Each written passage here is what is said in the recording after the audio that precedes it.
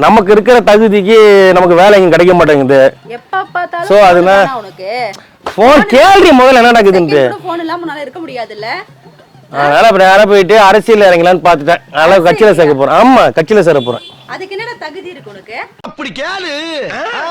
என்னது என்ன தகுதி இருக்குன்னு கேட்டேன். அரசியல்ல சேர்றதுக்கு ரவிராஜுக்கு என்ன தகுதி இருக்கா? உனக்கு தான் என்ன தகுதி இருக்குன்னு கேட்டேன்.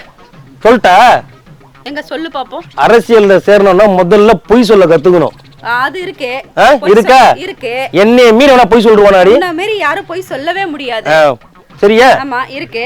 அடுத்தது பாத்துக்கோ. பித்தலாட்டம் பண்ணணும், ஏமாத்தணும். அது இருக்கு. இருக்கா? நிறைய இருக்கு. நேத்து சொன்னதை இன்னைக்கு வந்து நான் சொல்லவே இல்லைன்னு சொல்லணும். நான் பண்ணுவேனா? மாத்தி பேசுறது. இருக்கா? இருக்கு. இருக்கா? இருக்கு. இந்த தகுதி இருக்கா எனக்கு? இருக்கு. அடுத்தது பாத்துக்கோ. திருடுறது. எப்படி உன் பஸ்ல இருந்து ஆட்டையை போடுவேன்?